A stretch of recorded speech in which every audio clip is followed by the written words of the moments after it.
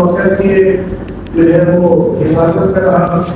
حضرت ابوبکر رضی اللہ تعالیٰ عنہ کے انتقال کے بعد یہ نسخت ہے عمر رضی اللہ تعالیٰ عنہ کی طرف بطور حفاظت چلا گیا. اور اس کے بعد جو ہے وہ حضرت عمر رضی اللہ تعالیٰ عنہ کے انتقال کے بعد حضرت عثمان اور پھر حضرت حفصہ رضی اللہ تعالیٰ عنہ ان حضرات کے پاس پہنچا.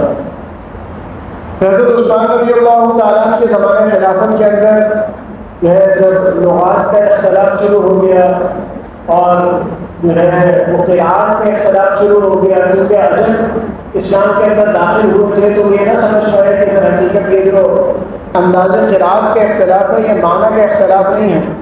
حضرت حذیفہ بن یمان رضی اللہ تعالیٰ عنہ نے جب ارمانیہ اور آذربائیجان کے علاقوں میں بطور مجاہد جب شرکت کی تو ادھر اہل شام اور اہل عراق کا آپس میں اختلاف دیکھا کہ اہل عراق جو ہے وہ تلاوت کر رہے تھے عبداللہ ابن مسعود رضی اللہ تعالیٰ عنہ کی لغت کے مطابق, اور اہل شام جو ہے وہ تلاوت قرآن کریم کر رہے تھے حضرت ابی بن کعب رضی اللہ تعالیٰ عنہ کی لغت کے مطابق.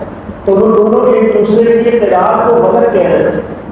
تو جب انہوں نے اس اختلاف کو دیکھا تو حضرت عثمان رضی اللہ تعالیٰ عنہ سے مدینہ واپس آ کر اس بات کو عرض کیا کہ آپ اختلاف کا کوئی حل نکالیں.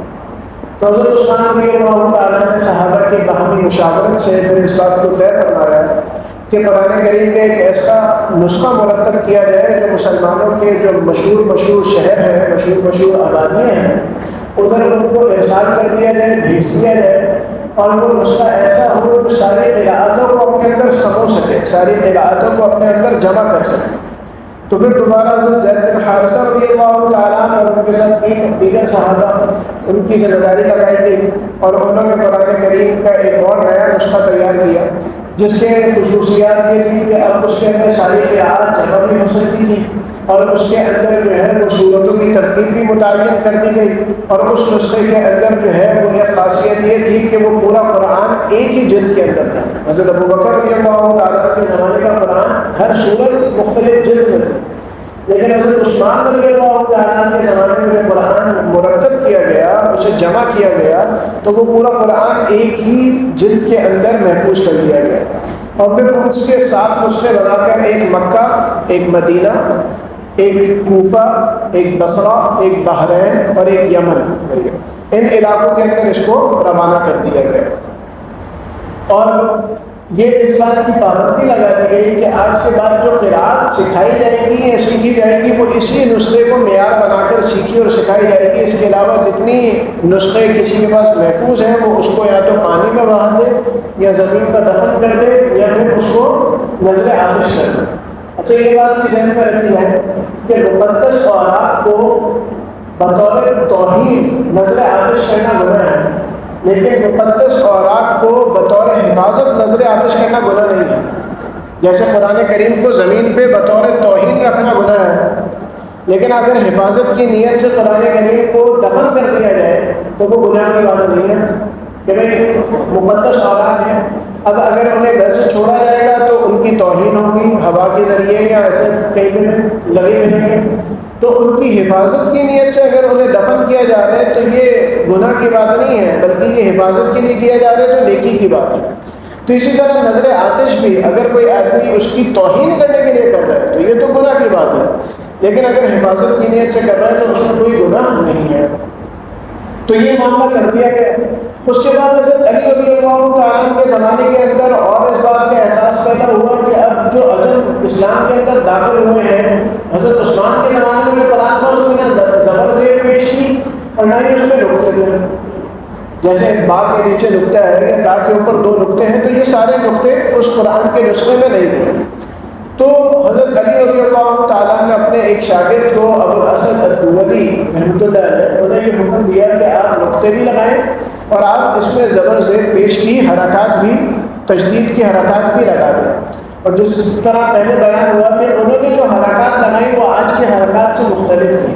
زبر کے لیے جو انہوں نے علامت متعین کی وہ یہ تھی کہ ایک سیدھی لکیر, جیسے ہم زبر لگاتے ہیں سیدھی لکیر, اس کے اوپر ایک نقطہ ہے تو یہ زبر ہے, سیدھی لکیر کے نیچے اگر نقطہ ہے تو یہ زیر ہے, سیدھی لکیر کے آخر میں اگر نقطہ ہے تو یہ پیش ہے, اور سیدھی لکیر کے اوپر 2 نقطے ہیں تو یہ تشدید ہے, اور سیدھی لکیر کھینچ دی اس پہ کوئی نقطہ نہیں ہے تو یہ جزم ہے. حرکات اس طرح متعین ہے.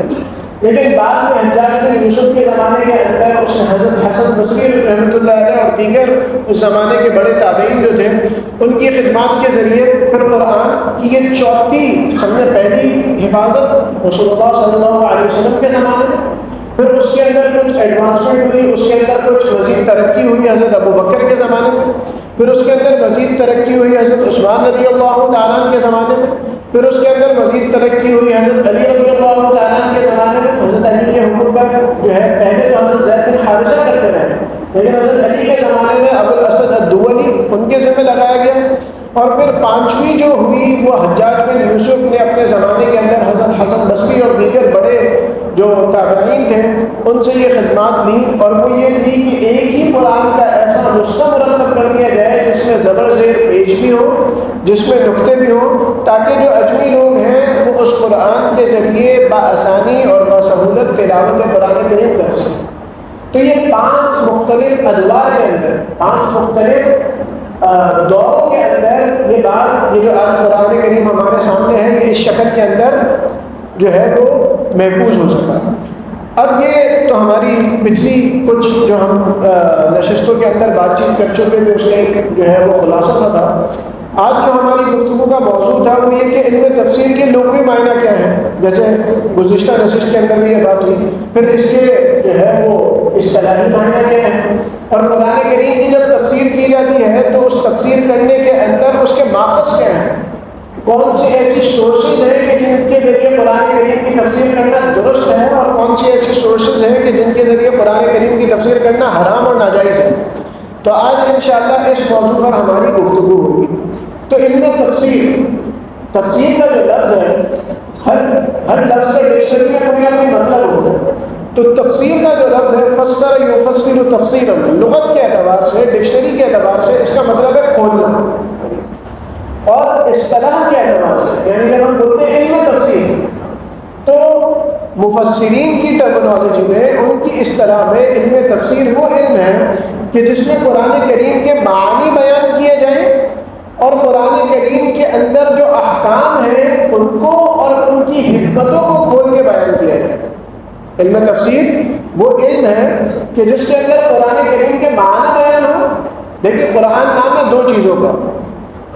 قرآن نام ہے الالفاظ والمعنی جميعا، الفاظ اور معنی مل کر قرآن کریم بنتا ہے. اگر صرف الفاظ ہوں، اس کے معنی غلط بیان کیے جائیں تو وہ بھی قرآن نہیں ہے. اور اگر صرف معنی ہو، ترجمہ قرآن ہو اردو زبان کے اندر، تو ہم اس کو ترجمہ قرآن تو کہیں گے، انگریزی میں ہو، اردو میں ہو، فارسی میں ہو، کسی بھی زبان میں ہو تو ہم اس کو ترجمہ قرآن تو کہیں گے، قرآن نہیں کہیں گے. عیسائیوں کے ساتھ سب سے بڑا مسئلہ کیا ہوا کہ انہوں نے اپنی کتاب کے الفاظ کو کتاب کا جز تصور نہیں کیا. سب سے بڑی خطا میں کیا مبتلا ہوا کہ جو الفاظ تھے، جو منزل من اللہ تھے، جو اللہ کی طرف سے اتارے گئے الفاظ تھے، ان الفاظ کو انہوں نے اپنی کتاب کا جز تصور نہیں کیا، حصہ نہیں سمجھا. تو اس سے نقصان یہ ہوا کہ آج پوری دنیا کے اندر آپ کو بائبل ہر زبان میں مل جائے گی، لیکن اس زبان میں نہیں ملے گی جس زبان میں اتری تھی. جس کو ہم اردو کے اندر سریانی زبان کہتے ہیں اور انگریزی کے اندر ارمینک کہتے ہیں، آج دنیا میں بائبل کا ہر زبان میں نسخہ ہے، لیکن اس زبان میں نہیں ہے جس زبان کے اندر وہ نازل ہوا تھا، اتارا گیا تھا. تو قرآن کریم در حقیقت الفاظ کا بھی نام ہے اور قرآن کریم در حقیقت معنی کا بھی نام ہے.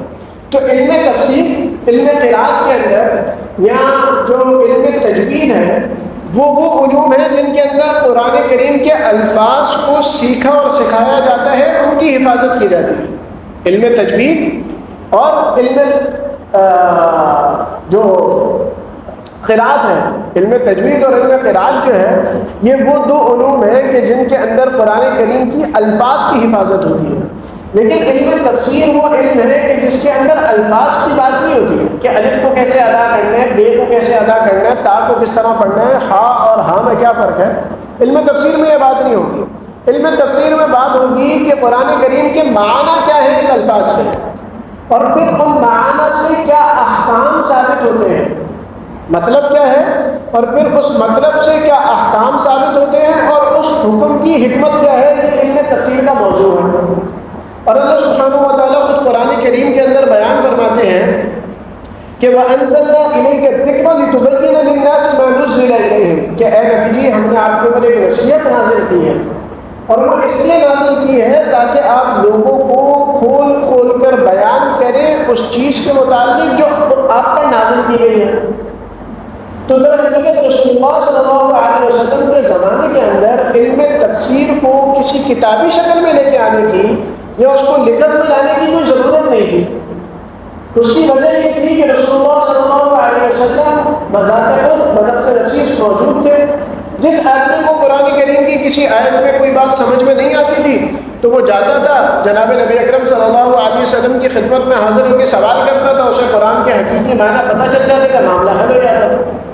لیکن رسول اللہ صلی اللہ علیہ وسلم کے دنیا سے پردہ فرمانے کے بعد صحابہ رضی اللہ تعالیٰ عنہ کے زمانے کے بعد خاص طور پر اب یہ ہونے لگ گیا کہ قرآن کریم کے جس طرح ہم نے بات کی کہ الفاظ اور معنی دونوں کی حفاظت ہے، تو الفاظ کی حفاظت تو جس طرح ہر دور میں ہوتے رہی وہ ہم پڑھ کے آ گئے، اب معنی کی حفاظت کی ضرورت اس وجہ سے پیش آنے لگی کہ اس زمانے میں اب اس قسم کے ملحدین اور مستشرقین پیدا ہونے لگ گئے جو قرآن کے الفاظ کو بگاڑنے کی الگ محنت کر رہے تھے اور قرآن کے معنی کو غلط بگاڑنے کی، ان کے اندر تحریف کرنے کی الگ سے محنت شروع کر چکے تھے کہ قرآن کریم کے ایسے معنی بیان کیے گئے جو رسول اللہ صلی اللہ علیہ وسلم اور آپ کے صحابہ سے ثابت نہیں ہیں۔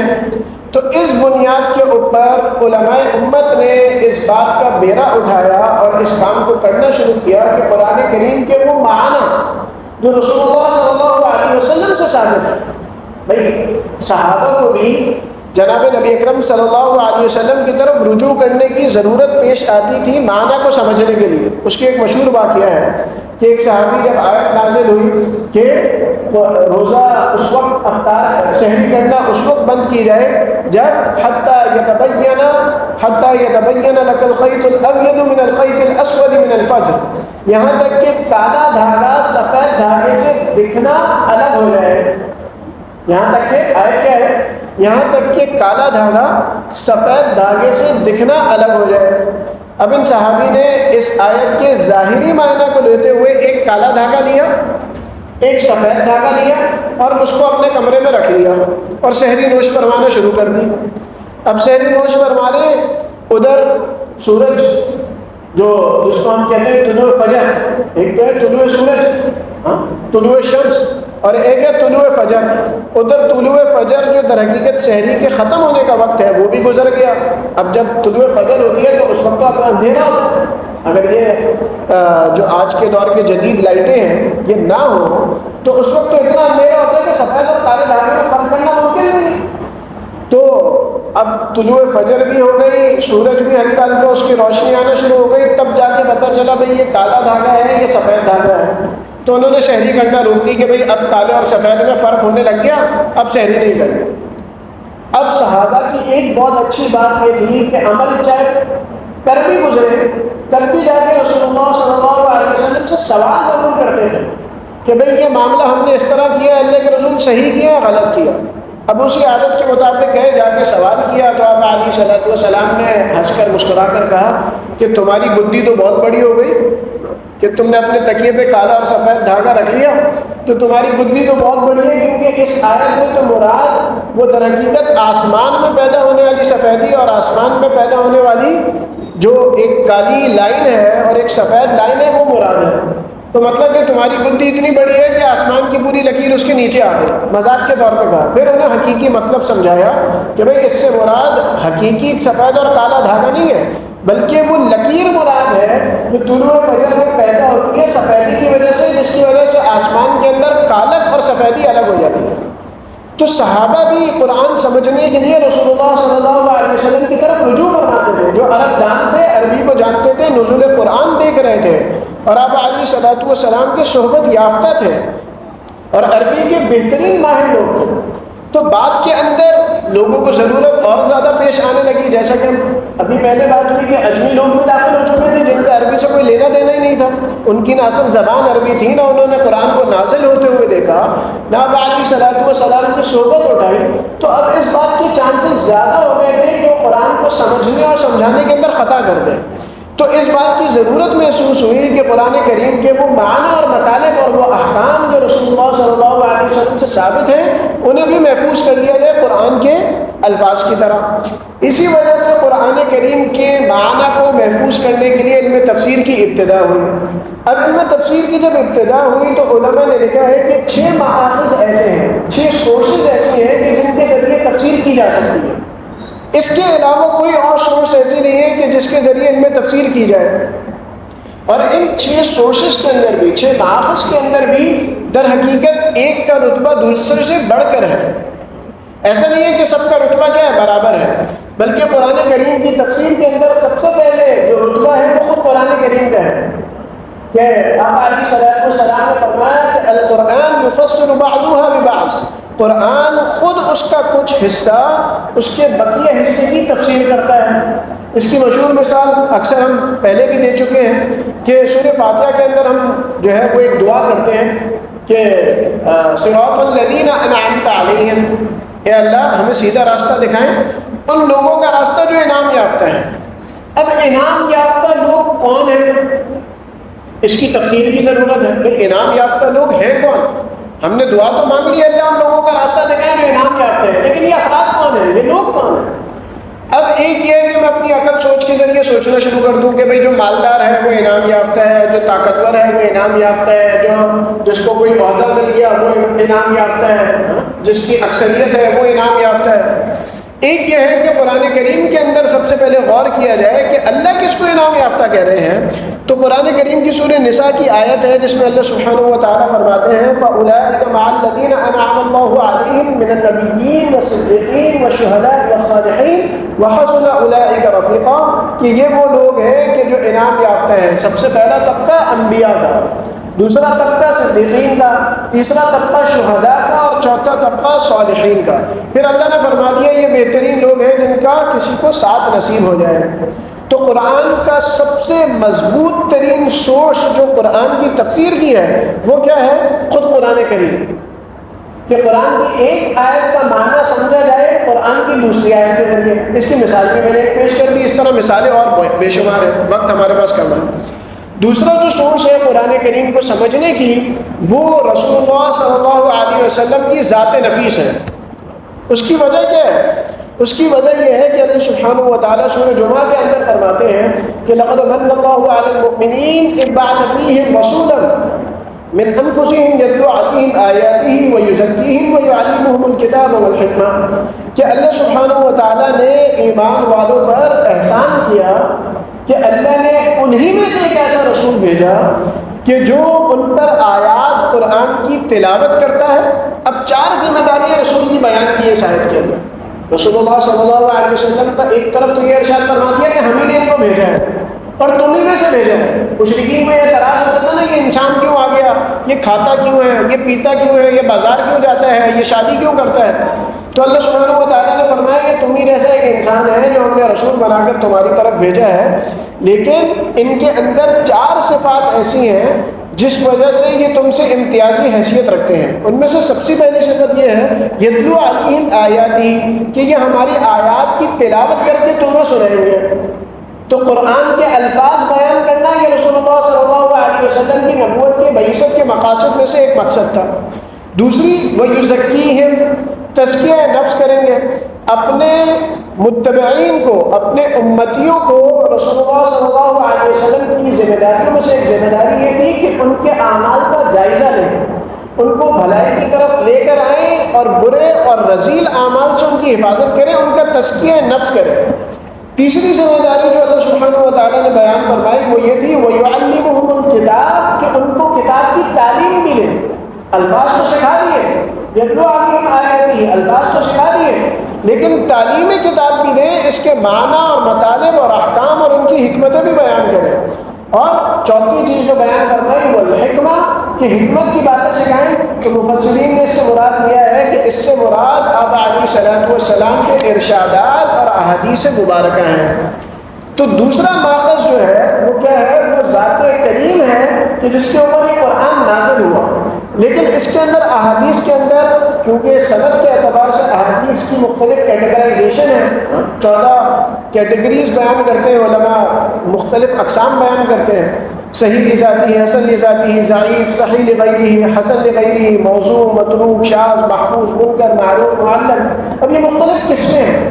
تو جس آدمی کو ان اقسام کے متعلق اور سندوں کے متعلق نہ پتہ ہو تو اس آدمی کے لیے ممکن نہیں ہے کہ وہ احادیث میں غور و فکر کر کے کچھ سمجھ سکے یا اپنی کوئی رائے قائم کر سکے، کیونکہ یہ بات ممکن ہے کہ وہ کسی کو حدیث، کسی قول کو حدیث سمجھ لے لیکن در حقیقت وہ حدیث موضوع ہو۔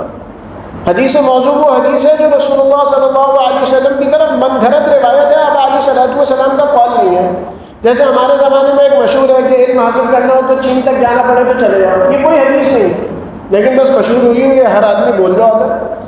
تو اس لیے جب تک یہ علم میں مہارت نہ ہو تو حدیث کے ذریعے بھی تفسیر کرنا ممکن نہیں ہے جب تک پوری گرپ حاصل نہ ہو، ورنہ خیر کی جگہ مسئلہ ہو جائے گا۔ تیسرا جو قول ہے، تیسرا جو علم تفسیر کی سورس اور ماخذ ہے، وہ صحابہ کرام رضوان اللہ علیہم اجمعین کے اقوال ہیں، اور یہ بالکل بات واضح ہے کہ صحابہ وہ لوگ ہیں کہ جو نزول وقت جب قرآن کریم نازل ہو رہا تھا اس وقت موجود تھے وہاں پر، انہوں نے قرآن کو اترتا ہوا دیکھا، انہوں نے اس ماحول کو دیکھا، پس منظر کو دیکھا، رسول اللہ صلی اللہ علیہ وسلم کی صحبت کو حاصل کیا۔ تو ان ساری وجوہات کی بنا پر صحابہ کرام رضوان اللہ علیہم اجمعین وہ اس بات کے لائق ہیں کہ اگر کوئی چیز قرآن کی تفسیر ہمیں قرآن سے بھی نہیں مل رہی اور قرآن کی تفسیر ہمیں رسول اللہ صلی اللہ علیہ وسلم کے اقوال اور ارشادات سے بھی سمجھ میں نہیں آ رہی، تو صحابہ کرام رضوان اللہ علیہم اجمعین جو اس آیت کے متعلق یا اس جز کے متعلق ارشاد فرما رہے ہیں وہ حجت تصور کیا جائے۔ اس کی وجہ یہ ہے کہ صحابہ اللہ سے خوف کے معاملے میں اتنے اعلیٰ درجے پر تھے کہ ان سے یہ بات ممکن نہیں ہے کہ وہ کوئی ایسی چیز کہہ دیں کہ جو رسول اللہ صلی اللہ علیہ وسلم سے سرے سے ثابت ہی نہ ہو۔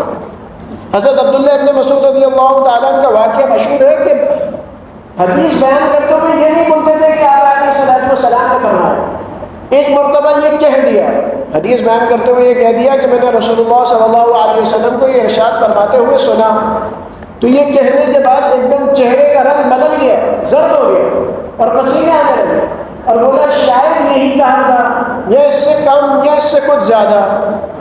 تو صحابہ بہت احتیاط کا معاملہ کرتے تھے، اب علیہ صلاۃ والسلام کے اقوال کو نقل فرمانے میں تو کیسے ممکن ہے کہ وہ قرآن کے معاملے میں بغیر احتیاط اور بغیر کسی سوچ و فکر کے کچھ بات کہہ دیں۔ اس لیے صحابہ کے اقوال بھی کیا ہیں؟ حجت ہے۔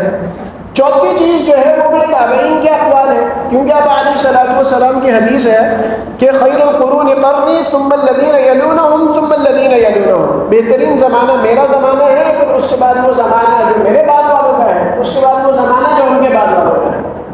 تو بہترین زمانہ جناب نبی اکرم صلی اللہ علیہ وسلم کا، اس کے بعد صحابہ کا اور اس کے بعد تابعین کا، حدیث سے ثابت ہے۔ تو اس لیے تابعین کے اقوال کو بھی ہم حجت تصور کرتے ہیں۔ پانچویں چیز جو ہے وہ لغت عرب ہے، کہ اگر کوئی چیز نہ ہمیں قرآن میں ملی، نہ ہمیں اقوال رسول میں ملی، نہ صحابہ میں، نہ تابعین میں، تو پھر پانچویں چیز جس کی طرف ہم رجوع کریں گے قرآن کریم کی تفسیر کو سمجھنے کے لیے وہ عرب کی لغت ہے۔ پھر ڈکشنری کے اندر اس لفظ کے کیا معنی ہیں، لغت اس لفظ کے بارے میں کیا بیان کرتی ہے، جو چیز لغت بیان کرے گی اس معنی کو ہم لے لیں گے۔ جیسا کہ قرآن کی ایک آیت ہے کہ جس میں اللہ سبحانہ و تعالیٰ یہ بتا رہے ہیں کہ اگر کسی عورت کی طلاق ہو جائے تو وہ 3 جو ہے ماہواری وقت گزارے گی۔ اب وہ جو لفظ آتا ہے وہ آتا ہے ثلاثۃ قروء۔ اب قروء کا لفظ جو ہے وہ پاکی کے زمانے کو بھی اس کے معنی میں آ جاتا ہے اور اس زمانے کو بھی آ جاتا ہے جو اس کے خلاف ہے۔ اب یہ جو آیت اس کے اندر جو معنی بیان ہوا ہے تو لغت کے اندر اس دونوں معنی کو، لغت کے اندر اس بات کی گنجائش ہے کہ دونوں معنی مراد لیے جا سکیں، تو اسی لیے فقہاء کرام کا آپس میں اختلاف ہوا۔ امام شافعی نے اس سے کوئی دوسرا زمانہ مراد لیا اور امام ابو حنیفہ رحمۃ اللہ علیہ نے اس سے دوسرا زمانہ مراد لیا۔ امام شافعی کے نزدیک پاکی کا زمانہ ہے اور امام ابو حنیفہ کے نزدیک دوسرا زمانہ ہے۔ تو یہ اختلاف جو پیدا ہوا وہ اس وجہ سے کہ لغت کے اندر اس بات کی گنجائش تھی کہ اختلاف ہو سکے. اور اس آیت کی تفسیر ہمیں نہ قرآن کی دوسری آیات سے ملی، نہ اقوال رسول سے، نہ صحابہ، نہ تابعین سے، تو اس لیے ہم نے لغت کی طرف رجوع کیا. چھٹی چیز وہ یہ ہے کہ تدبر کیا جائے قرآن کے اندر اور غور و فکر کیا جائے تو اس سے سمجھ میں آ جائے گا. اور اسی لیے جو مفسرین ہیں انہوں نے جب تفاسیر مرتب کی، ابن کثیر اور بڑے بڑے مفسرین نے، تو انہوں نے اس کے اندر اپنے تدبر کے نتائج کو نقل کیا کہ بھائی ہمیں اس آیت سے یہ بات سمجھ میں اس طرح سے آتی ہے، لیکن اس میں یہ بات ضروری ہے کہ وہ معنی جو مفسرین بیان کر رہے ہیں وہ تصادم نہ کھائے، وہ مخالف نہ ہو ان معنی کی جو پہلی سورسز ہم نے بیان کی. اگر وہ تصادم کھائے گا تو اس کو کنسیڈریشن کے اندر، اس کو جو ہے وہ اعتبار کے اندر نہیں لیا جائے گا. وہ کیا ہے کہ بھائی قرآن کے متصادم نہ ہو، سنت کے نہ ہو، اجماع صحابہ، لغت عرب اور تابعین کے اقوال کے مخالف نہ ہو. اب ایک چیز، دو چیزیں وہ ہیں کہ جن کو قرآن کی تفسیر کے اندر ان کا اعتبار نہیں کیا جائے گا، ان کو کنسیڈر نہیں کیا جائے گا. ان میں سے ایک چیز ہے اسرائیلی روایات. اسرائیلی روایات در حقیقت وہ اقوال ہیں یا وہ باتیں ہیں جو بنی اسرائیل کی کتابوں کے اندر نقل در نقل چلتی آ رہی ہیں. اب وہ باتیں چاہے لکھت میں ہوں یا ان کی جیسے سٹوریاں چلتی آتی ہیں، ہاں ماں نے بیٹی کو سنائی، بیٹی نے اپنے بچوں کو، اس نے اپنے بچوں کو، چلتے چلتے زبان زد عام وہ کہانیاں چلتی آئی. ہاں وہ کاف کی پریوں کی کہانیاں ہیں، کوئی حقیقت نہیں ہے ان کی، لیکن ہر بچے کو بچپن میں سنا دی جاتی ہے. اسی طرح سیف الملوک میں جاؤ تو ادھر ایک الگ کہانی چل رہی ہوتی ہے، اس کہانی کی حقیقت کوئی نہیں ہے لیکن وہ چل رہی ہے. تو اس طرح کی کہانیاں جو بنی اسرائیل میں چل رہی تھیں انہیں کہا جاتا ہے اسرائیلیات. اس کے بارے میں جو قول فیصل ہے، جو معاملہ فیصل یعنی فیصلہ شدہ ہے، وہ آقا علیہ الصلوۃ والسلام کا قول ہے، لا نصدق اہل الکتاب ولا نکذبہ، نہ اہل کتاب کی باتوں کی ہم تصدیق کریں گے نہ تکذیب کریں گے، نہ انکار نہ اقرار. تو اس میں علماء نے بولا ہے کہ بنی اسرائیل کی روایتوں کی تین حیثیتیں ہیں. ایک وہ جو قرآن و حدیث سے ثابت ہے، جیسے حضرت موسیٰ نبی تھے یا فرعون پانی میں غرق ہوا. اب یہ وہ باتیں ہیں جو قرآن و حدیث سے ثابت ہیں، بنی اسرائیل کی روایتوں میں بھی آ رہی ہیں، تو ہم ان پر ایمان لے کر آئیں گے. اس وجہ سے نہیں کہ وہ بنی اسرائیل کی روایتوں میں ہے، بلکہ اس وجہ سے کہ وہ قرآن و حدیث میں ہے. دوسری وہ ہے کہ جو بنی اسرائیل کی روایتوں میں تو موجود ہے لیکن قرآن و حدیث نے اس کا انکار کیا. اس کی مثال ہے جیسے بنی اسرائیل کی روایتوں میں موجود ہے نعوذ باللہ کہ حضرت سلیمان علیہ السلام نے اپنے آخری زمانے میں کفر کر دیا تھا، کفر میں مبتلا ہو گیا. لیکن قرآن نے واضح طور پر یہ فرمایا کہ وما کفر سلیمان ولکن الشیاطین کفروا. سورہ بقرہ کے اندر کہ سلیمان نے کفر نہیں کیا تھا، وہ شیاطین جن کو سلیمان نے قید کیا تھا در حقیقت وہ کفر کرنے والے شیاطین تھے. تو اب بنی اسرائیل کی اس قسم کی ہر روایت کو ہم کیا کریں گے؟ جھوٹا تصور کریں گے، اس کا انکار کریں گے. کیوں؟ کیونکہ وہ قرآن و حدیث سے متصادم ہے، میل نہیں کھا رہا، ٹکراؤ کھا رہا. یا نعوذ باللہ حضرت داؤد کے بارے میں یہ بات کہی جاتی ہے کہ انہوں نے اپنے ایک دوست اوریا کی بیوی کو دیکھ لیا برہنہ حالت میں اور نعوذ باللہ اس کے جو ہے وہ عشق میں مبتلا ہو گئے، پھر اس کو قتل کروا دیا، اس سے شادی کر لی. یہ بالکل بکواس بات ہے، اس کا کوئی ثبوت قرآن و حدیث سے ہمیں نہیں ملتا. اور حضرت داؤد نبی تھے، اس لیے اس بات کا ہم کیا کریں گے؟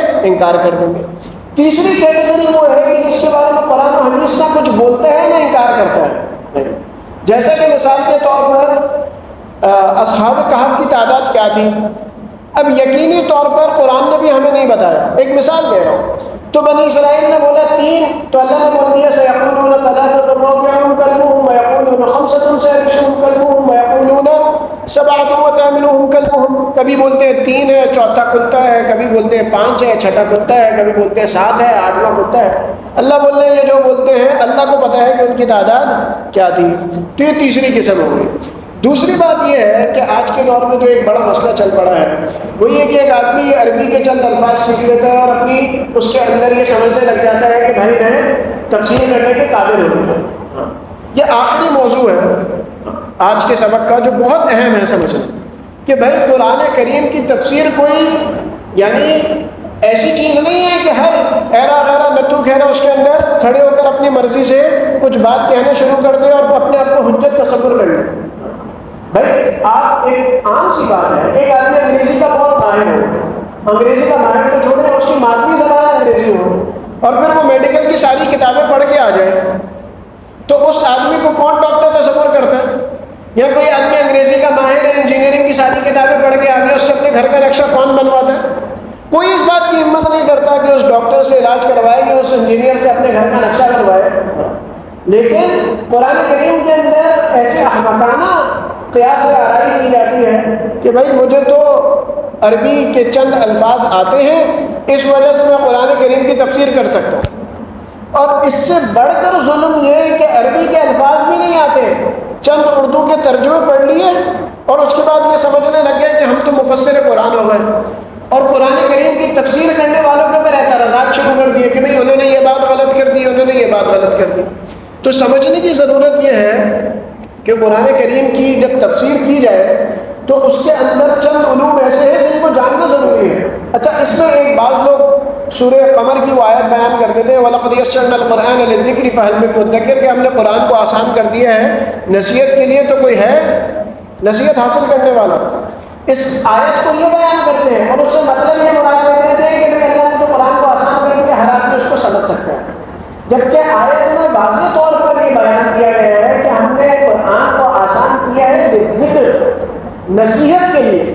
تو بالکل واضح بات ہے. کوئی آدمی بھی قرآن کریم کے الفاظ کو پڑھے، اس کے معنی کو سمجھے، اس کا ترجمہ پڑھے، اس کو نصیحت حاصل ہوگی، اس کی زندگی کے اندر ایک غیر معمولی تبدیلی رونما ہونے لگ جائے گی.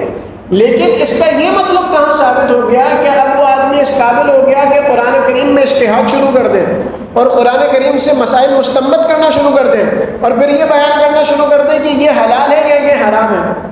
نصیحت معاملہ الگ ہے، اجتہاد کا معاملہ اور استنباط کا معاملہ اور حلال اور حرام کا معاملہ الگ ہے.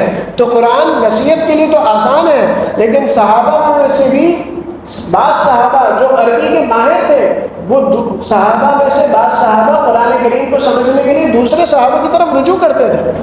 تو اس سے بات سمجھ میں آتی ہے کہ قرآن کریم کی مہارت ایک الگ چیز ہے اور زبان کا جاننا ایک الگ چیز ہے. اور اس میں دو احادیث بھی بیان کر لی جائیں. وہ یہ کہ آپ علیہ الصلوۃ والسلام نے فرمایا من قال فی القرآن بغیر علم فلیتبوأ مقعدہ فی النار، جس آدمی نے قرآن کریم میں اپنی مرضی سے کچھ کہا بغیر علم کے تو وہ اپنا ٹھکانہ جہنم میں بنا. اور ایک دوسری حدیث میں فرمایا من تکلم فی القرآن برأیہ فاصاب فقد اخطأ، جس آدمی نے اپنی ذاتی رائے سے قرآن کے اندر کچھ بات کہی، اگر اس نے صحیح بھی کہا تب بھی غلط عمل کیا، کہی اپنی مرضی سے اور صحیح کہہ دی تب بھی اس نے غلطی کی. یہ ایسے ہی ہے کہ کسی اناری نے کوئی دوائی لکھ کے دے دی، کلینک کھول کے بیٹھ گیا، دوائی لکھ کے دے دی اور اس دوائی سے مریض صحیح بھی ہو گیا، تب بھی پولیس چھاپا مارے گی تو اس کو گرفتار کرے گی کہ بھائی تجھے اختیار کس نے دیا دوائی لکھنے کا. تو جب علم نہیں ہے تو اختیار بھی نہیں ہے. ڈاکٹر کو جیسے نہیں ہے تو قرآن میں بھی نہیں. اسی لیے صحابہ کرام رضوان اللہ علیہم اجمعین قرآن کو سیکھنے کے لیے بڑا طویل عرصہ لگاتے تھے. موطا امام مالک کی ایک حدیث ہے، اس کے اندر آتا ہے کہ حضرت عبداللہ بن مسعود اور حضرت عبداللہ بن عمر رضی اللہ تعالیٰ عنہ یہ نقل فرماتے ہیں اور حضرت عثمان رضی اللہ تعالیٰ عنہ کہ ہم لوگ قرآن ایسے نہیں سیکھتے تھے، 10 آیات آبا علیہ الصلوۃ والسلام سے لیتے تھے اور اس کا علم حاصل کرتے تھے، اس پہ عمل کرتے تھے، پھر آگے جاتے تھے. اسی طرح حضرت عبداللہ بن عمر رضی اللہ تعالیٰ عنہ کے بارے میں آتا ہے کہ انہوں نے سورہ بقرہ یاد کرنے میں 8 سال لگا دیے. صرف سورہ بقرہ یاد کرنے میں کتنے سال لگا دیے؟ 8 سال لگا دیے. اب یہ تو ممکن نہیں ہے کہ وہ عرب ہونے کے باوجود قرآن کے صرف الفاظ یاد کرنے میں 8 سال لگائے ہوں. تو اس سے یہی بات سمجھ میں آتی ہے کہ الفاظ کے ساتھ ساتھ وہ رسول اللہ صلی اللہ علیہ وسلم سے اس کا علم بھی حاصل کر رہے تھے، تفسیر بھی سیکھ رہے تھے. اور اسی طرح جو ہے وہ مسند احمد کی ایک روایت ہے کہ حضرت انس رضی اللہ تعالیٰ عنہ فرماتے ہیں کہ جو شخص ہم میں سے سورہ بقرہ اور سورہ آل عمران یاد کر لیتا تھا، حضرت انس بن مالک رضی اللہ تعالیٰ عنہ فرماتے ہیں کہ جو ہم میں سے سورہ بقرہ اور سورہ آل عمران یاد کر لیتا تھا تو ہم اس کو یہ سمجھتے تھے کہ یہ بہت بڑا علامہ ہے. تو اب الفاظ سیکھنے سے تو یہ نہیں ہوتا ہوگا، ظاہر سی بات ہے، کیونکہ حفاظ کی تو ایک بہت بڑی تعداد موجود تھی جن کو الفاظ یاد تھے، جو ہم پیچھے پڑھ کے آ چکے ہیں کہ اس میں سے 800 کے قریب تو صرف ایک جنگ کے اندر شہید ہوئے. تو اس سے واضح طور پر یہ بات سمجھ میں آتی ہے کہ وہ رسول اللہ صلی اللہ علیہ وسلم سے الفاظ بھی سیکھتے تھے اور اس کے معنی اور مطالب اور احکام اور حکمتوں کو بھی سیکھتے تھے.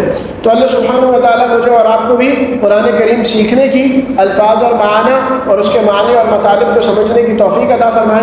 وآخر دعوانا الحمد للہ رب العالمین. سبحان اللہ وبحمدہ، سبحانک اللہم وبحمدک، نشہد ان لا الہ الا انت، نستغفرک ونتوب الیک. سبحان ربک رب العزۃ عما یصفون وسلام علی المرسلین والحمد للہ رب العالمین. آمین.